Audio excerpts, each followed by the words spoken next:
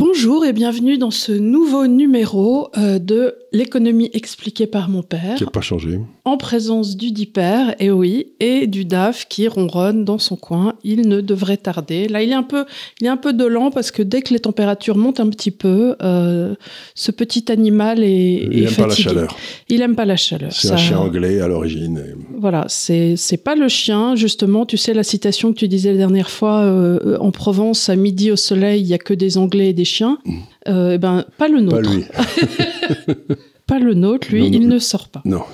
Alors, aujourd'hui, nous allons faire le volet numéro 1 d'un dossier qui va se passer en 3 temps.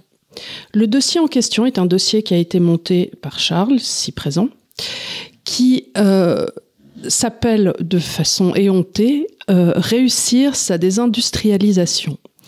Vous allez voir pourquoi. Donc, dans une première partie, nous allons commencer à vous présenter ce dossier, enfin, surtout lui, d'ailleurs. À mon avis, étant donné que le dossier fait 20 pages, cela va nous prendre une deuxième émission. Et dans une troisième émission, attention, c'est là où ça va se corser, nous aurons mis le dit dossier sur les internets, comme on dit, où vous pourrez le récupérer, le lire. Après avoir vu nos émissions, bien sûr, avoir mis des likes, en avoir parlé autour de vous, ça aurait été dingue, un effet, mais une tornade, un effet boule de neige absolument hallucinant. Ça va être les soldes chez Zara. Hein, on va s'arracher les modèles. Et donc, à cette fin, vous pourrez poser les questions dans un troisième temps. Voilà. Voilà. Alors, l'idée est assez simple. C'est que ici, à l'Institut des Libertés, on pense qu'il est important que les gens comprennent le monde dans lequel ils vivent. Hein. Bon. Et moi, je me souviens, quand j'étais à mon université aux États-Unis, je prenais des cours d'économie internationale, et on m'avait demandé, l'un des professeurs m'avait demandé comme question d'expliquer comment un pays qui avait une déficit de sa balance des comptes courants pouvait rétablir la situation. Tu vois, c'était une question assez technique. Donc j'avais répondu en bon français que je suis. Alors il y a Rueff qui a dit ça, il y a Friedman qui a dit ça, il y a Samuelson qui a dit ça, enfin tous les grands hommes. Et puis j'avais fait un bon. Et puis le professeur m'avait donné une bonne note. Il m'avait dit c'est très bien, mais c'est pas du tout ce que je vous demandais. Je vous demandais ce que vous pensiez, vous. Comment vous, à votre avis, on pouvait faire ça? Donc j'avais 27 ans à l'époque, et c'était la première fois qu'on me demandait si je pouvais avoir un avis à moi. Tu vois ce que je veux dire? C'est-à-dire que j'étais bouleversé, je me suis dit, mais il s'intéresse à ce que je pense, ce monsieur, tu vois, c'était... Donc c'est une autre forme d'éducation, c'est-à-dire qu'on t'apprend un petit peu les bases, et ensuite tu dois, toi, trouver des façons d'utiliser ces concepts qu'on t'a donnés. Donc, on vous a présenté depuis un certain nombre de mois, d'années, je sais pas quoi, des concepts sur qu'est-ce que c'est l'inflation, qu'est-ce que c'est le déficit des comptes courants, tu vois, donc des espèces de blocs comme ça, mais qui n'étaient pas reliés les uns aux autres. Et là, ce que j'ai essayé de faire, et on va voir si ça marche ou ça marche pas, c'est un essai, on verra si ça vous plaît ou pas. Je me suis dit, dans le fond maintenant, je vais essayer de traiter un problème qui est à la mode en ce moment, en utilisant tous les concepts qui sont nécessaires pour traiter, c'est-à-dire de les relier les uns aux autres pour voir comment ils s'emboîtent les uns dans les autres, quoi. C'est un petit peu, donc c'est un travail un peu plus compliqué parce que vous n'utilisez pas un seul concept. Par exemple, vous dites pourquoi les prix montent, parce que la masse monétaire est montée depuis 2 ans, quoi. Bon, ça, vous voyez, c'est une relation directe. Parce que là, vous mettez plein de... Et donc j'ai décidé de comprendre d'expliquer pourquoi la France s'était désindustrialisée. Voilà le dossier, donc c'est comment réussir sa désindustrialisation. Parce que, alors, à l'origine, l'idée était venue parce que, évidemment, temps après temps, on a 1, 2, 3 hommes politiques qui se réveillent et qui, tout à coup, sautent sur leur chaise comme des cabris, en disant « il faut réindustrialiser », sans jamais véritablement faire d'arrêter des comptes, en disant « pourquoi se retrouve-t-on déjà en amont dans cette situation de désindustrialisation ?» Donc, avant de trouver les soi-disant solutions à un problème qu'ils ont créé, on va déjà étudier comment le problème... Comment on en est arrivé là, parce que... Comment ça se fait qu'on se trouve en Russie pendant l'hiver à par moins 40, quoi, tu vois, on n'est pas arrivé là par hasard. On a 9% d'industrie qui nous reste en France. Alors on partait quand même, il faut se souvenir que avant l'euro, je crois que je me demande si la production industrielle française n'était pas plus élevée que la production industrielle allemande, tu vois. Je crois qu'on était à 23%. Oui, c'est-à-dire on a eu une perte de notre industrie que tu avais déjà pointé du doigt, qu'elle est arrivée dans Des lions menés par des ânes, qui était sortie tout de suite après l'euro, puisque tu l'as écrit, Pomone était né, donc on était en 2002, voilà. J'étais enceinte d'Héloïse, donc oui, c'était 2002. Oui. Et tu savais déjà qu'on allait vers cette désindustrialisation. Et ce qu'il y a de très étonnant, c'est donc, je vais expliquer un peu ce que j'essayais de faire, mais je dis ça au début, ce qu'il y a de très étonnant, c'est qu'il y a eu un certain nombre de crises et de décisions importantes qui ont été prises pendant ces crises ou avant ces crises, ces décisions ont parfois créé les crises en quelque sorte, mais que toujours, le but, c'était de désindustrialiser. C'est-à-dire que si on avait été gouverné par des simples crétins au hasard, un coup ça aurait marché, un coup ça aurait pas marché, tu vois ce que je veux dire ? Tandis que là, toutes les décisions, les unes après les autres, c'était de faire baisser la rentabilité des affaires. Non, mais alors, je ne crois pas, alors pour argumenter, je ne crois pas qu'ils aient cherché sciemment à faire baisser la rentabilité des affaires, simplement comme leur but était d'accroître le rôle de l'État. Voilà. Mais c'est ce qu'ils ont fait. Ça a pour pendant à chaque fois, de détruire la marge entrepreneuriale. C'est exactement ce qui s'est passé. Mais c'est extraordinaire parce que on a eu des gens, soi-disant de gauche, de droite, ou soi-disant de droite, etc. Et l'idéologie, c'était toujours l'État est la solution, le secteur privé est le problème. Et donc, on les voit, temps après temps, flinguer le secteur privé et faire monter la puissance publique. Et donc, c'est presque un problème de nature religieuse.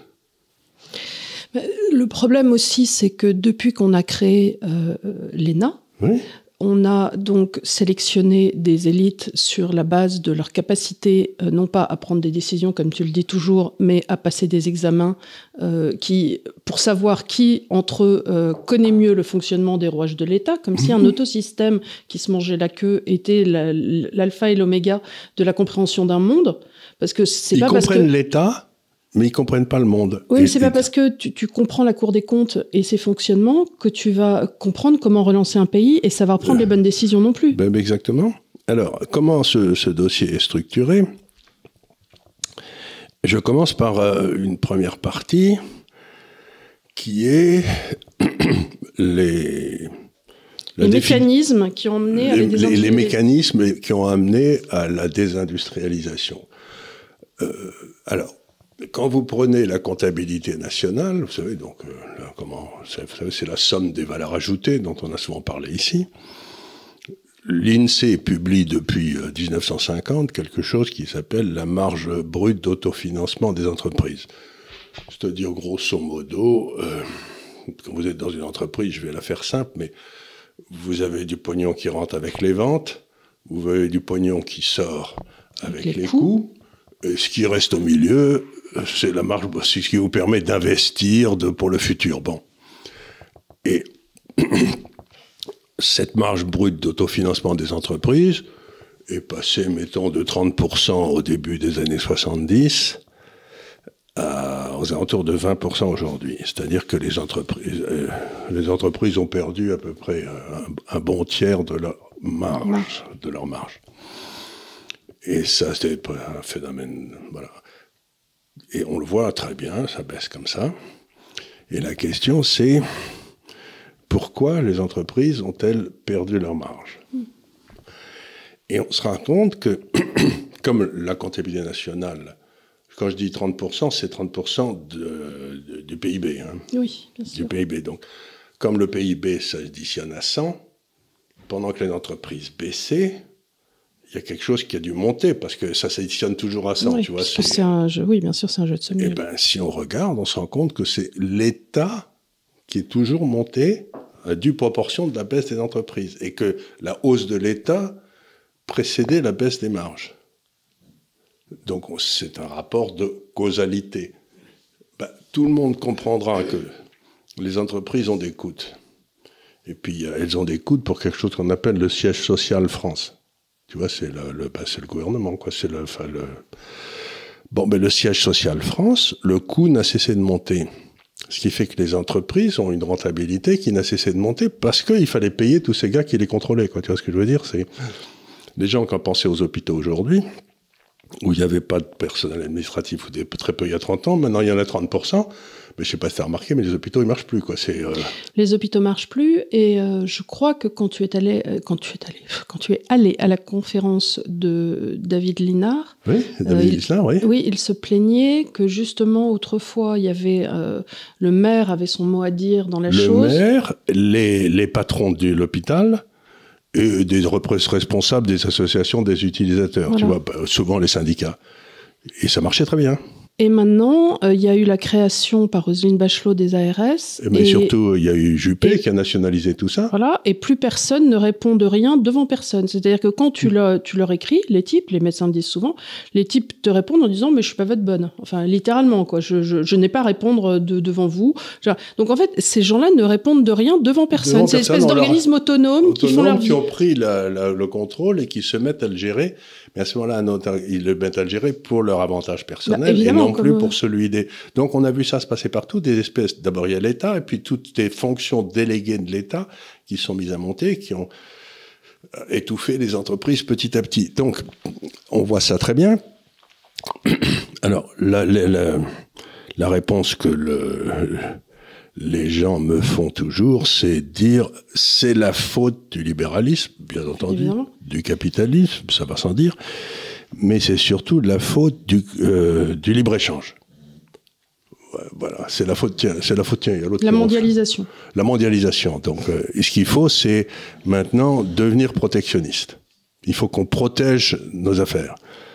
Mais alors, je fais une petite étude qui prend à peu près le tiers de cette étude qui va sortir. Entre la France et la Suède, qui sont deux pays en Europe, un qui ne fait pas partie de l'euro parce qu'ils ont refusé par référendum, et pour une fois, ils ont respecté le référendum, les Suédois sont sérieux, et l'autre, la France. La Suède fait faillite en 92, littéralement, pour des raisons que j'ai longuement expliquées ici dans le temps. Et se dit, bon, c'est pas une bonne idée, la politique on a suivi. Et depuis 92, la Suède n'a qu'un objectif, c'est de faire monter la marge brute des entreprises. Dans le cadre du libre-échange. Ils font concurrence avec la Chine, hein.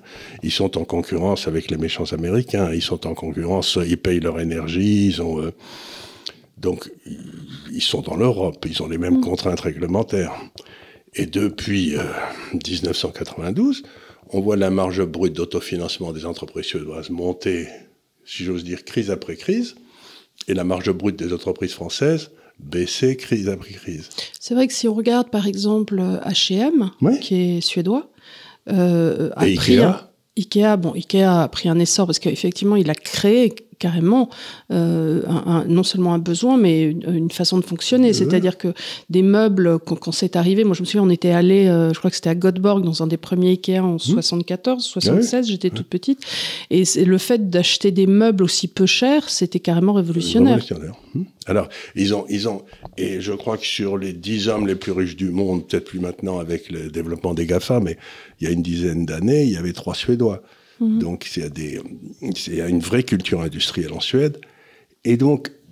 alors, juste pour te couper, parce que les personnes vont poser la question, très souvent ça revient avec la Suède, pardon de t'avoir coupé, quid de l'immigration, parce que ça a un coût. Ils ont un énorme coût, les Suédois. C'est un de leurs problèmes actuels, c'est qu'ils ont accepté à peu près 10% de la population de nouveaux immigrants.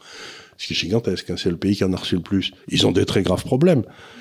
Mais en même temps, ça n'a pas empêché la Suède de faire passer sa dette 80% de son PIB, qui était extrêmement élevé, parce qu'à l'époque, les taux d'intérêt étaient à 15%. Donc, si tu payes 15% sur 80%, tu... Oui, c'est... Tu payes. Et donc, la dette est passée de 80 à 35 aujourd'hui. Et nous, on est passé de 35 à l'époque à 110 aujourd'hui. Ils ont eu des excédents budgétaires et ils ont des excédents du commerce extérieur de 5,2% de leur PIB, alors que nous, on est à moins 2,5%. Donc, on voit très bien que la Suède s'est envolée dans les 20 ans derniers, 30 ans, et que nous, on s'est enfoncé. Oui. Et qu'on a vécu dans le même sphère d'environnement et que la seule explication possible, c'est une différence de politique économique. Il y en a certains qui ont suivi une bonne politique, et d'autres qui ont suivi une politique débile. Donc, la première chose que je cherche à faire dans ce document qui va sortir, c'est d'expliquer que c'est pas la faute des autres. Oui. Parce que les Français, ils sont toujours à la recherche du bouc émissaire. Donc, ça peut être le Chinois, ça peut être l'Américain, ça peut être le Russe, ça peut être n'importe qui. Mais ils ont toujours besoin d'un bouc émissaire. Et moi, je leur dis, le coupable, il est à Paris. Voilà. Et par ailleurs, la Suède s'en tire malgré une immigration. Donc, ça n'est pas non plus la faute... Ils ont la même immigration que nous, ils ont les mêmes problèmes. Voilà, donc ça n'est pas la faute non plus, si on parle de bouc émissaire, de l'immigration. Ah ben non, ça fait partie des émissaires, voilà. C'est pas les immigrés qui sont venus bouffer notre pain qui sont responsables de notre... Ce n'est pas les immigrés qui sont trop fainéants pour travailler, qui sont venus prendre notre travail. Exactement. Et d'ailleurs, qui ne sont pas formés pour le faire. Donc, mais c'est pareil en Suède, ils ont des graves problèmes en Suède. Ils ont réformé leur système éducatif, ils ont réformé leur système de pension, ils ont tout réformé. Donc, surtout que c'est des États très socialistes, enfin très, pas autant que le Danemark, mais très État nounou quand même. Alors, il y a quelque chose qu'il faut bien comprendre, et ça, les Suédois et les Danois en particulier sont tout à fait remarquables, mais les Suédois aussi, c'est que vous avez deux fonctions, la création de la richesse, et ensuite, la répartition de la richesse, de la valeur ajoutée dans la population. Les Suédois et les Danois ont compris depuis très longtemps, mais surtout depuis 92, que la création de richesse, dans le fond, le secteur privé savait faire. Ils sont pragmatiques, beaucoup plus que beaucoup nous. Plus. Et donc, si ça requiert des profits plus élevés, très bien, on laisse les sociétés faire leurs profits, on leur pique pas. Et ensuite, il y a un travail de renvoyer une partie du pognon à la société. Mais le problème, comme on en a souvent discuté ici, quand tu fais ça, c'est que ça crée toute une série de passagers clandestins, de gars qui reçoivent des trucs auxquels ils n'ont pas droit, qui le touchent 3 ou 4 fois, etc. Donc le vrai problème.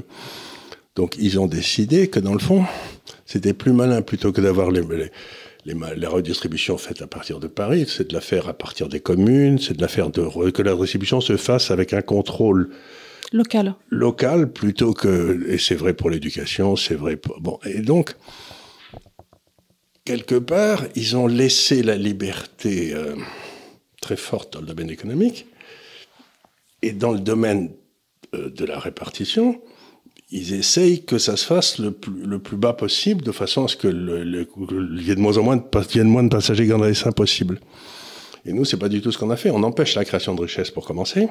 Et une fois qu'on a fait ce grand truc, on emprunte pour distribuer de l'argent qu'on n'a pas et qu'on file à des gens qui n'ont absolument pas droit. Donc on voit bien que d'un côté, c'est une société de confiance et de l'autre côté, c'est une société de capitalisme de connivence et de méfiance. C'est-à-dire que donc on voit bien qu'au départ, c'est ce qui arrive. Quand on analyse ça, on se rend très bien compte que on voit très bien qu'il y a des sociétés où, dans le fond, l'État fait confiance aux gens et les gens font confiance à l'État, et des sociétés où les gens font pas confiance à l'État et l'État fait pas confiance aux gens, des sociétés de surveillance, quoi, des sociétés. Et la France est en train, depuis 30 ou 40 ans, est devenue de plus en plus une société de surveillance, et ça devient de pire en pire. Donc, comme leur truc marche pas, ils disent c'est parce qu'on n'a pas mis assez de contrôle. Oui, bien sûr. Là, on est dans un Thomas Sowell. Oui, exactement. Ils sont là, ils disent non, mais ça marche pas, donc on va doubler le nombre de contrôleurs, ça se marchera après. Et c'est exactement ce qui se passe, et ça marche pas non plus. Au contraire, plus ils contrôlent, moins ça marche. Et donc, la conclusion de la première partie, c'est de dire le vrai problème de la France, qu'on le veuille ou non, c'est qu'il y a une idéologie qui est fondamentalement hostile à la liberté, et en particulier à la liberté d'entreprendre et au droit de propriété. Et on le voit très bien, il y a eu on en a parlé ici d'ailleurs, mais il y a eu des débats à l'Assemblée sur les profits excessifs. Oui, bien sûr. Les profits excessifs, s'ils sont excessifs, ils vont pas rester longtemps, parce qu'il y a des gens qui vont commencer à gagner de l'argent. Ils croient il faut intervenir à tout moment dans la genèse du profit. Mais si c'était si facile d'avoir des profits, mais que n'en font-ils? Tu vois ce que je veux dire? C'est que c'est horriblement difficile de dégager de l'argent. Et il y a des trucs qui me scandalisent. C'est par exemple, je crois que c'était le président de Total, qui l'année dernière, ou il y a 2 ans, comme ils avaient perdu beaucoup d'argent, enfin ils n'avaient pas gagné d'argent, il avait baissé son salaire. Bon, il disait, j'ai pas fait mon boulot. Donc, il le rétablit, quand ça marche mieux, au niveau antérieur. Et dans tous les journaux, tu vois marqué, le monsieur Pouche augmente son salaire de 200%, tu vois. Mais tu te dis, mais que les journalistes sont des ordures. Oui. Tu vois ce que je veux dire? C'est que, ou ils ne savent pas, ils sont des incompétents, ou ils savent qu'il avait d'abord coupé son salaire et ensuite. Donc, cette espèce d'idéologie haineuse et envieuse n'est pas le monopole de la classe politique. Il y en a beaucoup, mais c'est surtout le monopole de la classe journalistique, de la classe qui commente, et qui trouve que, dans le fond, les gars qui gagnent de l'argent, c'est honteux. Mais c'est pas honteux s'il a pris des risques. S'il n'a pas pris de risques, c'est honteux, mais s'il a pris... Donc, première constatation à laquelle j'arrive, c'est que on n'est pas bien dans nos têtes pour vouloir toujours punir celui qui gagne de l'argent. Je reviens à la parabole des talents. À la place de dire à celui qui a gagné 4 talents, là, va là-bas, mon bon serviteur, tu seras récompensé et tout, on lui en pique 2 et on l'envoie en prison parce qu'il en a gagné 4, tu vois ce que je veux dire? Donc, derrière tout ça, il y a une idée que gagner de l'argent en prenant des risques et en ouvrant des nouvelles activités, c'est mal. Mais non, c'est presque incompréhensible pour moi. Alors, est-ce que tu veux qu'on rentre un peu dans le dur et que tu nous parles du premier graphique qui est... Justement, c'est la marge brute d'autofinancement des entreprises. Le premier graphique, c'est la marge brute d'autofinancement des entreprises. En pourcentage du PIB. En pourcentage du PIB entre la France et la Suède, donc qu'on a évoqué tout à l'heure. On ne cesse de baisser et eux, ils ne cessent de monter. Lis les chiffres pour que les gens... C'est pas difficile. La France commence aux alentours de 24% en 1992 ou 25%, et on est aujourd'hui à 21%. Et la Suède commence en 92, où ils sont quasiment en faillite avec 18%, et aujourd'hui, ils sont à 24%. Donc, si vous voulez, pendant que nous, on perdait 5 points de rentabilité, eux, ils en gagnaient 4 ou 5. C'est exactement le système de bascule inverse. Et pendant ce temps-là, leur État n'a cessé de baisser, et notre État n'a cessé de monter. Et qu'est-ce que ça veut dire, France, droite des moindres carrés sur... Alors, la droite des moindres carrés, c'est un truc statistique. Tu fais le rapport entre, par exemple, ça c'est... Oui, c'est la marge brute d'autofinancement. Bon, tu regardes la marge brute d'autofinancement, tu fais le graphique, ça monte, ça baisse, etc. Et tu cherches la droite, la ligne, qui minimisera les différences entre chacun des points.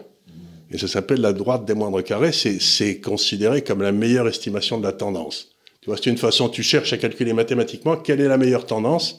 C'est celle qui minimisera les différences entre la tendance et chacun des points de la ligne.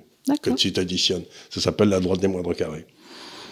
Voilà, je mets ça pour ceux qui sont férus de statistiques. Donc, la première des choses, c'est donc on a cette espèce d'énorme haine et ce que j'arrive pas à comprendre... Alors, déjà, ce que on doit rappeler, c'est que la France est donc désindustrialisée parce que la rentabilité du capital investi dans l'entreprise est insuffisante. Donc, on arrive à cette conclusion. Alors, et c'est quelque chose qu'on avait vu aussi quand on avait étudié le dossier de la Suisse. Oui. C'est que... En réalité, pourquoi on se désindustrialise aussi, c'est parce qu'on gagne pas d'argent dedans. Parce qu'on gagne pas d'argent. Donc, si tu gagnes pas d'argent, il est bien évident que non seulement les entrepreneurs locaux vont faire faillite, mais en plus, quand tu fais une étude de marché, les entrepreneurs qui viennent de l'étranger ne vont pas investir chez toi si les tendances globales de rentabilité du capital ne sont pas au beau fixe. Il faut être idiot. Le type, il est pas idiot. Imaginez, mais même un Français, allez, Peugeot, j'en sais rien. Vous voyez, un Français, bon, il veut faire une usine de voitures. S'il la met en France, il va gagner 1. S'il la met, je sais pas où, en Roumanie, il va gagner 3. S'il la met en Tchéquie ou j'en sais rien, il va gagner 2. Mais pourquoi voudriez-vous qu'il la mette en France? Pourquoi? Parce que, voilà. Mais ensuite, l'ayant mis en France, il va devoir vendre ses voitures plus chères. Donc, il va se faire bouffer par ceux qui auront mis les voitures en Roumanie. Donc, il n'est pas dans un monde... Et si... la France dit, les voitures en Roumanie, elles n'ont pas accès à notre marché. Les Roumains, ils vont dire, on va pas vous acheter notre vin. Alors, non seulement ça, mais en plus, avec l'Europe, t'as pas le droit de faire ça. D'abord, t'as pas le droit de faire ça. Puis ensuite, l'idée qu'on s'enrichit par le protectionnisme, il suffit d'aller en Corée du Nord pour savoir que c'est pas vrai, quoi. Donc, ce que j'essaie de dire, c'est une faute intellectuelle des Français. 2, ça amène à une rentabilité du capital investi plus faible en France, et donc c'est pour ça qu'on se désindustrialise. Et 3, la solution, c'est pas le protectionnisme, c'est la solution, c'est d'arrêter les bêtises à Paris.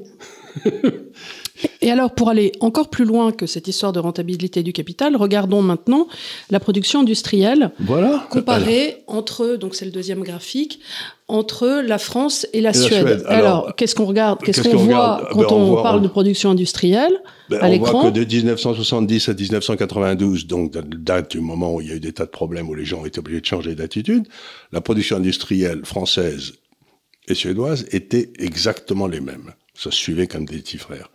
Puis à partir du moment où arrive le 92, la politique du Francfort de M. Trichet et toutes ces imbécilités, nous, on commence à stagner très vite, ce qui fait que en 92, on est à 100 en production industrielle, et aujourd'hui, ça fait donc 30 ans après, on est à 106. C'est pour dire si on a eu une forte croissance, de 100 à 106. Et la Suède est passée de 100 à 166. C'est-à-dire qu'ils ont vraiment explosé à la hausse. Et pourtant, c'est un pays dans lequel il y a des institutions sociales, il y a des impôts lourds, etc. Donc beaucoup d'immigration. Beaucoup d'immigration. Donc il y a les mêmes problèmes structurels dont on parle tout le temps pour nous expliquer la dégringolade de la France, ils sont présents en Suède. Mais eux, ils ont continué à produire comme des fous. Donc, c'est qu'il y a vraiment un problème. Ce que j'essaye de montrer dans ce papier, c'est que ça n'a rien à voir avec la concurrence internationale, ça n'a rien à voir avec la Chine, ça n'a rien à voir avec ceci et cela. Ça a tout à voir avec l'incompétence des gens à Paris, qui ont volontairement, et j'insiste, volontairement tué l'appareil industriel. Moi, je suis persuadé, quand j'ai fait ça, j'en revenais pas d'ailleurs quand j'ai terminé, je me suis dit, mais il n'est pas possible qu'il n'ait pas eu une volonté de destruction de l'appareil industriel. Et j'en arrive à la conclusion que ces gens qui nous gouvernent, dans le fond, ont peut-être, je ne suis pas certain, mais ont peut-être suivi une politique pour que la France perde ses souverainetés, pour qu'elle cesse d'emmerder le monde anglo-saxon. Parce que la France, c'est quand même la civilisation alternative, si tu veux. C'est je veux dire, De Gaulle, Dieu sait qui les a fait brère, les Américains, etc. Donc, une France indépendante, c'est quelque chose que, aujourd'hui, par exemple, avec ce qui se passe avec les pays du Moyen-Orient et en Asie, s'il y avait une France avec une diplomatie indépendante, on aurait un jeu incroyable à jouer.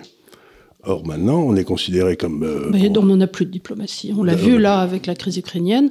Je ne sais pas où ils sont, les diplomates. Il y a le président de la République qui se balade et qui dit le contraire et tout. Voilà, et donc, alors là, il s'est réveillé, il va voir les BRICS. Mais les BRICS, ils ne vont pas le recevoir. Ils ne vont pas le recevoir, moi je ne le recevrai pas. Mais il y a les Russes qui ont dit, il est hors de question qu'on reçoive un type qui n'arrête pas de nous insulter et de fournir des armes à nos ennemis, quoi. Non, mais ça va, donc c'est encore Macron qui fait de l'en même temps. Je suis avec les États-Unis, mais je suis en même temps avec les BRICS. Et non, Coco, tu peux pas. Ou t'es avec l'un, ou t'es avec l'autre. Et donc, c'est cette politique d'en même temps. Non, on va pas fâcher les syndicats, mais on s'en fout, le propriétaire, il va faire faillite. Donc, c'est cette politique de chien crevé au fil de l'eau, qui nous a amenés là où on est. C'est effrayant. Donc on voit ça très bien. Et encore une fois, les explications que donne la classe politique, ou ceux qui voudraient être politiques, par exemple, j'ai rien contre lui, bien sûr, mais un type comme Zemmour, si vous voulez, lui, il serait protectionniste, et il fait pas l'analyse que la rentabilité du capital investi est insuffisante. Non, mais les analyses économiques sont pas bonnes. Est-ce que tu penses, donc tu en viens dans cette en constatation que le PIB par habitant va baisser en France? C'est toujours pareil. C'est-à-dire, bon, pendant des années, on a compensé l'affaiblissement de la France par une augmentation de la dette. Donc, si tu réfléchis, un pays, il doit consommer ce qu'il produit. Bon, alors, il peut produire de façon très efficace des biens qu'il va exporter, ce qui lui permettra d'importer en face un peu plus que ce qu'il aurait eu. Donc, le commerce extérieur, ça permet d'avoir une hausse du niveau de vie, si c'est bien géré. Mais maintenant, tu te retrouves dans un monde où la France a des déficits de ses comptes courants qui ne cessent de s'aggraver. Ça veut dire que la consommation française a deux parties, la partie qu'on a gagnée et la partie qu'on doit emprunter. Et la partie qu'on emprunte devient de plus en plus grande. C'est le déficit qui devient de plus en plus grand. Là, on est à 3 000 milliards de dettes, là, pratiquement. On est à 3 000 milliards de dettes. Sans compter leur bilan. Et les 165 milliards de dettes du commerce extérieur. Donc, à un moment, automatiquement, il va falloir que la consommation française revienne sur la production française. Parce que les gens vont cesser de nous prêter d'argent en disant « on va jamais le revoir, ce pognon ». Et donc, il va y avoir une chute brutale du niveau de vie pour nous qu'on a différé jusque-là avec des emprunts, etc., pour nous ramener à ce qu'on fait. Mais comme on a détruit notre appareil industriel, on fait plus grand-chose. Oui. Et donc, automatiquement, il va y avoir une chute du niveau de vie qui va être considérable. Alors, introduis-moi ce troisième graphique, donc, qui va apparaître à l'écran, le rouge et noir. Le rouge et noir, c'est simplement quand la hausse du poids de l'État, quand le poids de l'État économique augmente, c'est-à-dire la ligne rouge qui va vers le bas, parce que l'échelle est inversée à droite, c'est-à-dire plus l'État augmente, plus la marge d'autofinancement des entreprises baisse. C'est-à-dire que, dans le fond, l'État prend de l'argent qui appartient aux entreprises pour le donner à des gars qui bossent pas. Ce qu'on appelle les transferts sociaux. Les transferts sociaux. Et à ce moment-là, ayant fait ça, la capacité des entreprises d'investir baisse. Bah oui.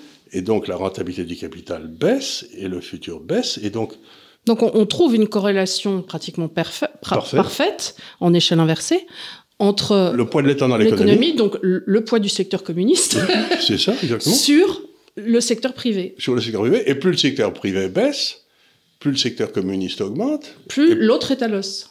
Et plus les entreprises sont à l'os, et plus à l'arrivée, on est tous beaucoup plus pauvres. Bah oui, puisque ça n'est jamais qu'un transfert social. Ça n'est jamais un transfert de l'un sur l'autre. Donc, et le transfert social ne crée pas de richesse. Bah, bien sûr que non. Donc, de toute façon, il arrive un moment... Le seul créateur de richesse, c'est l'entrepreneur. Donc, où tu te retrouves à se teigner avec... T'as plus d'entrepreneurs. T'as plus d'entrepreneurs. T'as plus d'entrepreneurs, et tu vas voir, qu'est-ce qui se passe aujourd'hui? Alors, t'as toujours des grandes entreprises, t'as un super-héros, enfin, tu vois... T'as LVMH, t'as des grandes sociétés... Mais d'abord, elles produisent plus en France. Elles produisent plus en France, donc... La marge brute d'autofinancement des entreprises, c'est calculé sur les entreprises qui produisent en France. C'est pas la marge de LVMH fait en vendant en Chine. D'accord. Ni Total, ni de... Non, c'est simplement sur les gars qui produisent en France. Et puis ensuite, si tu veux, le graphique d'après, c'est la rentabilité des entreprises. Donc le quatrième graphique. Le quatrième graphique, c'est que tu vois que le nombre des entrepreneurs diminue et que tout le monde est en train de sauter, quoi. Donc, alors attends, laisse-moi le regarder celui-là. Donc le premier, c'était le PIB par tête. Donc au fur et à mesure que l'État monte, le niveau de vie baisse. Et le deuxième, on voit très bien qu'au fur et à mesure que l'État monte, la rentabilité des entreprises baisse. Donc, ce qui fait la hausse du niveau de vie, c'est la hausse de la productivité dans le secteur privé. Et là, on ne peut plus, puisqu'il n'y a plus d'investissement, puisqu'on nous prend l'argent avant qu'on ait fait l'investissement. C'est-à-dire que, encore une fois, je répète toujours ce que je dis, mais enfin, parce que d'abord, je suis vieux et je suis gâteux, mais la réalité, c'est qu'on a été viré du paradis par le Seigneur. Il nous a dit, tu gagneras ton pain à la sueur de ton front. Il nous a pas dit, tu vas bouffer les réserves de blé. Et puis l'année d'après, tu vas vivre tranquillement. Et tu verras vraiment que tu seras mort de faim. Donc, l'acte de production précède l'acte de consommation. Il me semble, oui. Dans la théorie keynésienne, la consommation précède l'acte de production. Oui. C'est une imbécilité logique, mais comme tous ces crétins ont été formés à l'ENA, qu'on leur a enseigné ça comme une vérité d'évangile, que pas un d'entre eux n'a fait la moindre étude pour vérifier si c'était vrai. Et pas un d'entre eux n'a fait tourner une baraque à frites. Pas un d'entre eux n'a été faire ce que je fais toute la journée, de regarder les chiffres et me dire la réalité qui sort des chiffres. C'est ce que faisait toujours Alfred Sauvy, que j'aimais beaucoup. Alfred Sauvy, il regardait la réalité et il en tirait et il disait si c'est comme ça que ça marche, on va essayer d'aider ceux qui font des entreprises. Non, eux, ils ont un a priori que c'est la consommation qui crée la production et qu'il faut stimuler la consommation pour que la production augmente. Et à ce moment-là, les profits augmenteront. Donc, ils ont un schéma scientifique qui est faux dans la tête. Et ça fait 40 ans qu'il applique. Et comme il n'y a jamais de sanctions en France, comme on l'a vu avec Madame Roselyne Bachot ou l'autre qui avait été à l'OMS après avoir empoisonné les Français, etc., il n'y a jamais de sanctions. Le gars qui échoue, on le promet plus haut. On le promet plus haut. Madame Anne Lauvergeon et Monsieur Frick coulent des jours heureux la dernière fois qu'on a regardé avec ce qu'ils ont fait pour Areva. Ils ont coulé Areva, mais Monsieur Frick a vendu une mine dans laquelle il n'y avait pas d'uranium. arrivera à acheter pour, je sais pas, 4 milliards d'euros, je sais pas combien. Ça n'a posé aucun problème à personne. Eh ben, elle est toujours là, d'ailleurs. Elle continue à pérorer dans des comités scientifiques, etc. Elle est présidente de je sais pas quel comité scientifique. Donc, le fait qu'on On va la retrouver à l'OMS. Je pense pas, on la retrouvera sans doute. Ah, tu sais qu'ils vont mettre à l'OMS, il paraît, Van der Leyen. Après la commission. Il serait question qu'elle aille à l'OMS. Je pense qu'elle a rendu service avec les vaccins, donc elle peut y aller. J'espère surtout qu'elle pourra faire une grosse donation à l'OMS avec l'argent qu'elle a piqué aux contribuables européens, avec ce 73 milliards d'euros aussi de vaccins sans appel d'offres. Hein. Oui. Et complètement occulte. C'est-à-dire aucun député européen n'a pu avoir, de toute façon, bon, je crois qu'ils servent plus à rien, mais n'a pu avoir accès, malgré leur demande, au dossier d'appel d'offres. Il y aura peut-être quelque chose, parce que la justice américaine s'en occupe avec le New York Times qui a porté plainte. Moi, si tu veux, simplement, je trouve qu'on devrait avoir quand même, dans ce genre de choses, des procédures transparentes et avoir accès à tous les documents. Mais elles existaient, mais elles ne sont pas respectées. Oui, mais je trouve ça... rien à foutre. Je trouve ça absolument hallucinant qu'il n'y ait pas des commissions d'enquête et qu'il doit y avoir, dans les procédures de choix, une transparence totale, enfin. Mais c'était dans toutes les procédures, mais mais il n'y a pas, dans la Constitution européenne, une façon de forcer les gens donc, s'ils ne respectent pas la loi... Oui, il n'y a pas de sanction. Il n'y a pas de procédure pour les arrêter. Oui, mais ça, c'est pas normal. Il doit y avoir des contre-pouvoirs. Dans tout pouvoir, il doit y avoir un contre-pouvoir. Oui, mais pas en Europe, parce que l'Europe n'avancerait plus. C'est un vrai problème. Donc, ça, c'est donc la première partie. La première partie, c'est de montrer, dans le fond, qu'à l'origine, il y a une erreur de pensée qui se traduit par des erreurs d'action, qui se traduit par des résultats économiques, et que le résultat final, c'est que tout le monde va s'appauvrir. Bon, et que ça fait 40 ans que ça dure. Bon, ça, c'est la première partie. Donc, j'essaye de montrer la liaison. Et ensuite, dans la deuxième partie, où j'essaye de... Alors, ta deuxième partie s'intitule « Les fonctionnaires au pouvoir et la destruction de l'industrie française ». Voilà. Et donc, je remonte le premier graphique que je fais, qui est à mourir de rire, ou à pleurer. Vous le mettrez. C'est donc un graphique qui s'appelle une courte histoire de la déindustrialisation, où je montre en rouge la production industrielle française, puisque c'est ça dont on parle, et en bleu le PIB. Donc, pendant les années normales, avant qu'on ait tous ces génies au pouvoir qui sortaient de l'ENA, de 1960 à 1978 ou 80, les deux, la production industrielle et le PIB, montent pareil. Tu vois, c'est-à-dire que, dans le fond, l'industrie garde sa part dans le PIB, il n'y a rien qui se passe. Et puis, à partir de l'arrivée des socialistes au pouvoir, la production industrielle décroche, elle monte, depuis que les socialistes sont arrivés, on était aux alentours de 200, on est à 273, alors que le PIB est à 507. Donc on voit une espèce de monstre qui se met à grossir, mais qui a plus de racines dans l'industrie. L'industrie, elle ne croît plus depuis 20 ans. Elle est en stagnation. Et ça s'est passé en 4 ou 5 grandes crises. Donc la première grande crise, ça a été l'arrivée des socialistes au pouvoir. La deuxième grande crise, ça a été créé par cet animal de Trichet avec sa politique du grand franc fort qui fout en l'air toutes les entreprises. La troisième grande crise, ça a été la création de l'euro. La quatrième grande crise, ça a été Draghi, met les taux à 0, etc. Et la cinquième grande crise, ça a été le Covid. Et vous faites le même graphique pour la Suède et vous voyez qu'il n'y a pas qu'eux, ils continuent à croître tranquillement, ou la Suisse, ils continuent à croître tranquillement. Donc, vous voyez que vous avez eu 5 grandes crises et que chaque fois dans les crises, l'État a été choisi. On a fait exploser l'État à la hausse, exploser la dette et imploser l'industrie. Donc, chacune des crises a été résolue par le même mode opératoire.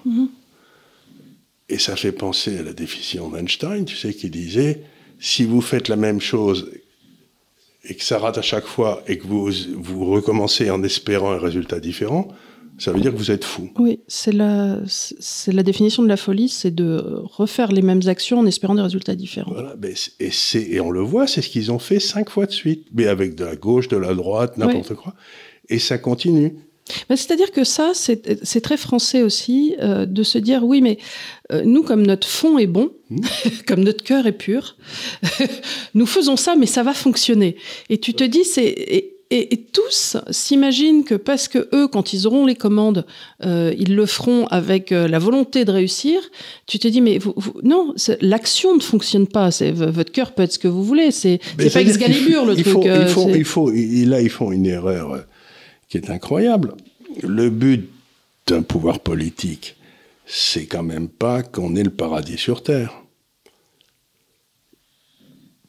On sait bien que c'est pas possible, puisque l'homme est méchant. Comme le dit Thomas Sowell, qui est un homme immense, qui n'a pas eu le prix Nobel d'économie, ça c'est vraiment encore une imbécilité des prix Nobel, mais Thomas Sowell dit, la première des choses qu'un homme politique devrait comprendre, c'est que les solutions, ça n'existe pas. Il n'y a que ce qu'il appelle en anglais des trade-offs. Il n'y a que des négociations. Des négociations, tu donnes quelque chose. Donc, ce que ça veut dire, c'est que si tu veux qu'il y ait une industrie en France, si c'est ça ton but, il faut que l'industrie soit rentable. Oui, il me semble. Ben voilà. Mais pour des raisons idéologiques, c'est-à-dire que l'argent gagné par l'industrie, c'est de l'argent sale, etc. Et puis surtout, ils en ont rien à foutre. Et puis ils en ont rien à foutre. Donc, ils ont piqué l'argent de l'industrie pour le redistribuer 5 fois de suite. Et maintenant, ils se retrouvent sans industrie.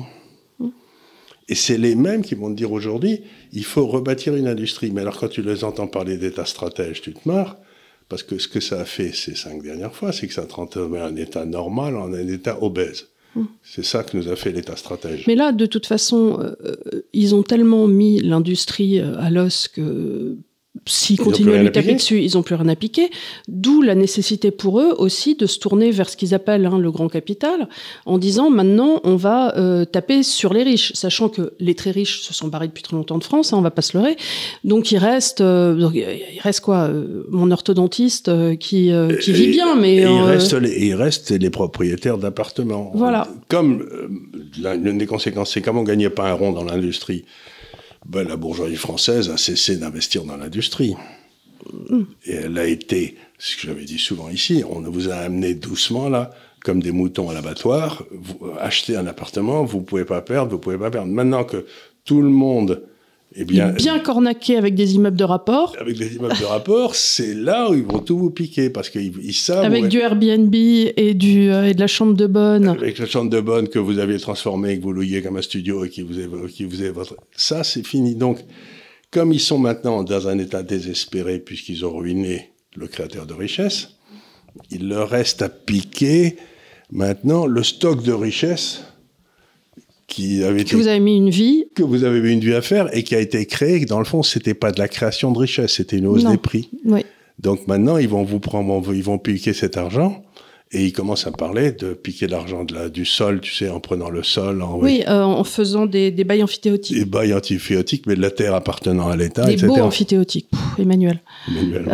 Aujourd'hui. Bah, absolument, on est fatigué. Donc, on voit ça très bien et on se rend compte, c'est à ces gars-là qu'on va confier la tâche de réindustrialiser la France. Alors, je vais vous faire une déclaration toute simple. Réindustrialiser la France, c'est très facile. Il suffit qu'on commence à gagner de l'argent dans l'industrie en France et les industriels reviendront mais encore faut-il prendre les bonnes mesures fiscales, juridiques. Aujourd'hui, si quelqu'un qui met une usine en France, elle ne peut fonctionner que si elle est subventionnée. Oui. Et bien donc, ça veut dire qu'on va faire encore accroître la dette. Et on n'a plus les moyens. Et qu'on va faire accroître l'endettement extérieur et que ça servira à rien. Mais ils iront, monsieur le maire ira inaugurer une grande usine qui nous coûtera la peau des fesses et qui ne marchera pas et qui s'arrêtera dès que les subventions s'arrêteront. Donc, il faut prendre comme principe de base de toute politique industrielle, économique, etc., que ceux qui font pas de profit ont vocation à disparaître. Mais ce qui est embêtant, c'est que ceux qui faisaient des profits, comme par exemple EDF avec eux, on les a fait disparaître en distribuant les profits aux étrangers. Oui. Donc c'est extraordinaire. Il y a une contradiction totale entre ce qu'ils disent et ce qu'ils font. Et ce qu'il y a d'extraordinaire, c'est que si tu parles aux Français dans la rue, ils sont tous persuadés que les profits en France sont beaucoup trop élevés. Oui, mais ça, c'est parce qu'on a une montée aussi de discours de la NUPES et d'une certaine doxa qui explique. Parce qu'en fait, ce qui s'est passé, c'est que avec ce qu'ils ont fait sur le climat, sur ainsi de suite, on a empêché, comme on le dit à chaque fois, les recherches sur les nouvelles sources d'hydrocarbures, ce qui fait qu'on a créé un marché de shortage, de pénurie. Et effectivement, les industriels dans les hydrocarbures ont margé de façon hallucinante. Oui. On s'est retrouvé avec des marges beaucoup trop hautes. Mais pourquoi ? Parce qu'eux-mêmes ont créé ce système de pénurie qui ont fait que... Et en plus, bon, et quant à LVMH, ils font des profits, mais pas en France. Ils font des profits parce qu'ils vendent des sacs en Chine. Mais d'ailleurs, Total ne fait pas de profit en France. Hein. Oui, non. Total ne fait pas de profit en France. Ils font des profits en Russie, ils font des profits partout. Mais la réalité, encore une fois, c'est que l'État doit pas s'occuper de la création de richesse. Mais non, mais il sait pas faire. Il sait pas faire, il a jamais su faire. On doit avoir un État régalien qui s'occupe des fonctions régaliennes que peuvent être l'éducation si on lui confère, les hôpitaux si on lui confère, les prisons, l'armée, la gestion judiciaire du pays. Il faut que l'État, son rôle, c'est d'assurer la protection des biens et des personnes. Et puis, bon, on peut définir ça de façon large, mais il n'y a pas de raison que l'État aille intervenir dans ce truc de production qui ne regarderait pas les biens et les personnes des gens, quoi. Surtout que ça se fait dans ces cas-là quand ils interviennent par au mieux des inspecteurs des finances et au pire des comptables de l'État qui ne savent absolument pas faire. Donc arrêtez de déléguer ça à des gens qui eux-mêmes en plus n'ont pas de peau dans la bataille. La base pour que ça marche, tu as tout à fait raison, la base pour que ça marche, il faut que le type ait ce que Nassim Taleb appelle skin in the game, c'est-à-dire que la beauté, c'est que si tu as lancé une affaire et qu'elle marche, tu gagnes de l'argent, mais si elle marche pas, tu as perdu tout ton capital. Donc il y a une espèce de morale dans le capitalisme qui est... Mais à partir du moment où l'État se met à délivrer des permis, devient très important dans la production. Ce que disait Milton Friedman, bureau un coup, c'est que dès que l'État devient important dans l'économie, la première des choses que doit faire un homme d'affaires, c'est acheter le fonctionnaire. Oui, bien sûr. C'est-à-dire que plus le poids de l'État dans l'économie augmente, plus la corruption augmente. C'est-à-dire que si c'est lui qui vend les tickets de rationnement ou les tickets qui permettent d'importer des matières premières, ben le premier qu'il faut acheter, c'est celui qui vend qui donne les tickets. Donc, les gens ne se rendent pas compte, mais cette espèce d'extraordinaire corruption qui existe en France depuis 30 ou 40 ans, qui n'a cessé de monter, dont personne ne parle jamais d'ailleurs, cette corruption du secteur public qu'on a vu dans tous les grands, eh bien, elle trouve sa source dans la hausse du poids de l'État.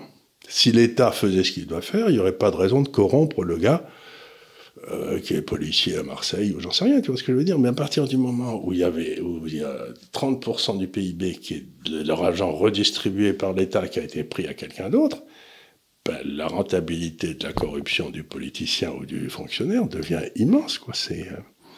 Et c'est ça que les gens ne comprennent pas, c'est que vous mettez sur un graphique d'un côté le poids de l'État dans l'économie et d'autre l'indice de la corruption fait par une grande université américaine, et c'est carrément une droite. C'est absolument parfait, la corruption. Plus l'État est lourd, plus la corruption est forte. C'est comme ça, quoi. Et alors, introduis-nous ce graphique-là maintenant. Ben ça, voilà. On retourne à la Suède et à la France. Vous mettez la dette en pourcentage du PIB. Alors, je ne sais pas si vous venez, il faut revenir un petit peu en arrière. Les Attali de ce monde, quand on a créé l'euro, ils ont dit ça empêchera l'endettement. Oui. Ouf. Et on aura une croissance très forte, donc on sera en surplus budgétaire. Et puis en plus, les autorités empêcheront la France de s'endetter, etc. C'est ce que nous disait Trichet. Donc il fallait rentrer dans l'euro.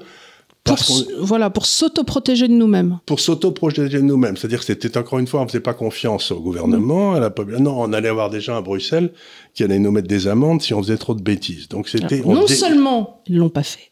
Non seulement ils l'ont pas fait, mais alors regardez les Suédois qui sont aussi à Bruxelles, qui ont les mêmes problèmes. En 1992, allez, encore une fois, quand ils ont sauté, la Suède était à 70% de dette par rapport au PIB. Elle est aujourd'hui à 33%. Donc, elle a baissé de 50%. Sa dette a baissé. Ils sont pas dans l'euro. Non. Ils sont pas dans l'euro. Par contre, nous, on était, à l'époque, en 92, on était à 40. Et aujourd'hui, on est à 112. C'est-à-dire que pendant que M. Trichet faisait sa politique du franc fort, qui a ruiné les entreprises françaises. Hein. Donc pendant ces années-là, la dette est passée de 40 à 80. Alors qu'on nous expliquait que la politique du franc fort allait nous empêcher de nous endetter, etc. Donc M. Trichet ne comprenait rien à l'économie, mais ça, c'est pas nouveau. Et puis à partir de l'an 2000, en particulier en 2007, 2008, 2009, la grande crise, on est passé de 70 à 110, on a encore doublé. Oui. Donc, pendant qu'on nous expliquait que l'euro allait nous protéger contre la dette et parce qu'on aurait des taux d'intérêt très bas et que tout irait très bien, avec M. Trichet, ça a doublé, et puis une fois que M. Trichet est parti, ça a doublé encore, pendant que la Suède, elle baissait de moitié. Donc, encore une fois, on retrouve la même chose. Les Suédois ont pris les bonnes décisions, parce qu'ils font confiance à la nature humaine, quelque part, et nous, on a pris les mauvaises. Je te donne un exemple, Richard Détente, que tu connais. Mm-hmm. Il est en train d'établir des sociétés financières en Suisse, etc. Alors, il me dit, ça se passe très bien en Suisse, parce que je vais prendre les meilleurs avocats, je crois qu'il est canton de Lausanne, je ne sais plus où, et ils m'établissent les dossiers de réglementation, de régulation pour les autorités financières suisses. Et ils sont prêts, les dossiers, et ils sont présentés, et comme les gars se connaissent entre eux, oui. Ils savent que si c'est 7 avocats, ce sera bien monté, il y aura pas, et qu'il leur a vérifié en avant, il leur a fait tout le travail d'audit, et donc ça n'a aucun problème. En parallèle, il veut développer des activités en France, mais il a pris les meilleurs avocats aussi en France, mais il n'y a aucune confiance entre les avocats français et l'AMF. Et l'AMF. Donc ce qui se passe, c'est que l'AMF est complètement embouteillée. Donc quelque chose qui passe en 15 jours en Suisse, parce qu'ils se font confiance les uns aux autres, en France, il faut des mois, voire des années avant que la même autorisation soit donnée. Et donc la conclusion qu'en tirent les Français, c'est qu'il faut que l'AMF embauche plus de gens. Oui. Alors que c'est un problème de confiance structurelle et de façon de travailler, quelque part. De façon de travailler, c'est-à-dire que moi, quand j'ai été à Londres... Mais c'est-à-dire que je pense qu'il y a une hostilité aussi des pouvoirs publics envers le privé. Envers le privé, c'est-à-dire que les pouvoirs publics pensent que moi, je cherche à frauder. Oui, alors que tu sers juste à faire ton moi, ce que je veux, c'est dans le cadre de la loi. Faire ton commerce gentiment. Quand j'étais en Angleterre, j'avais été voir une des grandes maisons anglaises qui s'appelait Smith & Williamson pour mes impôts. Il m'avait dit, on s'occupe de tous vos impôts, mais jamais vous ne faites quelque chose sans nous prévenir. Parce qu'on veut être... Donc, si vous faites quelque chose sans nous prévenir et qu'on s'en rend compte, on abandonne votre compte et on prévient le fisc. C'est-à-dire que le contrôle de ma régularité était fait ex ante par Smith & Williamson, et quand un dossier arrivait présenté par Smith & Williamson au fisc anglais, il donnait un coup de tampon, il n'y a aucun problème, c'est Smith & Williamson. Je reviens en France pour 2 ans, je vais voir un expert fiscal français, on lui dit, je suis en France pour 2 ans, il faudrait peut-être que je déclare quelque chose. Il me dit rien du tout. Je vais vous faire une déclaration, mais enfin... Et je lui dis, vous allez l'envoyer avec votre papier en disant que c'est vous qui l'avez fait. Il me dit, mais rien du tout. Si je fais ça, le fisc va se dire, il a les moyens de se payer un expert fiscal, donc il faut le auditer. Et donc, il m'a dit, vous devez recopier tout ce que je vais faire là, mais vous le recopiez de votre main, et vous faites comme si c'était un truc... Donc, j'ai vu la différence entre un système où, dans le fond, les grandes sociétés de comptabilité, etc., fonctionnaient en confiance avec le fisc qui permet un écoulement des dossiers extrêmement rapide, et un autre où les types qui sont là ont comme principe que Charles Gave était un escroc qui allait certainement, pas Charles Gave, il n'y a pas lui, hein, c'était n'importe qui venait, était certainement un fraudeur. Donc il fallait prouver qu'il était fraudeur. Et dans un cas, c'est ce qu'on appelle une société de confiance, ça avance, dans l'autre, ça marche pas. Et donc, si vous voulez, le dossier de ce brave Richard, il avance pas. Est-ce que tu crois qu'on arrête là et ça fait 53 minutes? 53. Alors oui, on arrête là. Et alors ensuite, on va vous présenter. Il faudra qu'on aille vite la prochaine fois. Mais parce que là, j'ai l'impression qu'on a déjà pas mal. Donc, je vais essayer de résumer ce qu'on a essayé de faire. Première étape, rappel des concepts qui amènent à la décentralisation. Ça, c'est la deuxième chose. Et deuxième étape, historique de la destruction de la forêt française. Et donc, on n'a pas tout à fait fini l'historique, mais il y a eu la première, ça a été la crise de l'énergie, puis ensuite il y a eu On reviendra dessus parce que c'est important quand même. On reprendra à partir à chaque fois, les décisions, ça a été là. la hausse du poids de l'État dans l'économie. Et par exemple, la dernière crise du Covid, nous, notre dette a augmenté de 400 milliards. Eh ben, la Suède, sa dette a baissé pendant la crise du Covid. Donc, une fois de plus, on voit que nous, on a dépensé des milliards qu'on n'avait pas. Et les Suédois, ils ont dit, ben, vous savez quoi, demerden Sie sich, vous pouvez aller voir votre grand-mère, mais regardez-la derrière la vitre. Donc, et ils n'ont rien fermé. Oui. Donc, on voit bien qu'au moment où arrive une crise, nous, on nous met tous en prison. Les Suédois disent, ben, vous pouvez faire ce que vous voulez, mais faites pas trop les andouilles, quoi. Vous voyez ce que je veux dire. Et on va pas vous donner de l'argent gratuit. Donc, tu retrouves ça pendant 40 ans. 40 ans. Je vous achète avec votre argent. Oui. Que vous ne pourrez pas rembourser.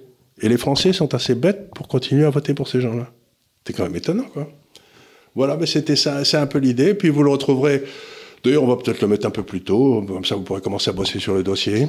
Non, on le mettra en ligne quand ça donc la semaine. Non, pas quand ça sera fini, mais quand cette émission va jouer la semaine prochaine, je le mettrai en ligne en même temps. Ben, voilà. C'est très bien. Vous le verrez apparaître, c'est un beau dossier. Donc la page de garde, c'est École nationale d'administration. Vous avez la plaque en marbre qui a l'École nationale d'administration. Et à côté, vous avez une usine vide. Voilà. C'est pas par hasard qu'on s'est désindustrialisé. C'est pas par hasard. Écoutez, merci beaucoup encore de nous avoir suivis. Pour ceux qui nous écoutent en podcast, est-ce que je peux vous demander un service, c'est d'aller liker sur YouTube parce que comme ça fait monter nos chiffres et on est un peu blacklisté en ce moment, donc ça fait plaisir si vous faites ça. Voilà. Merci beaucoup de nous avoir suivis encore. On reprend la suite donc la semaine prochaine. On finira ce dossier et dans un troisième temps, notez bien vos questions au fur et à mesure du temps puisque vous pourrez les poser sur une page que je vais ouvrir sur la chaîne YouTube. Et vous les poserez surtout quand vous aurez lu le dossier pour voir si on a loupé des trucs. Voilà. Non, mais plus simplement puisque vous avez des questions pour être plus éclairé, aller plus avant. Voilà. Merci pour tout et on vous dit à très bientôt. Donc, à la semaine prochaine. Merci 1000 fois.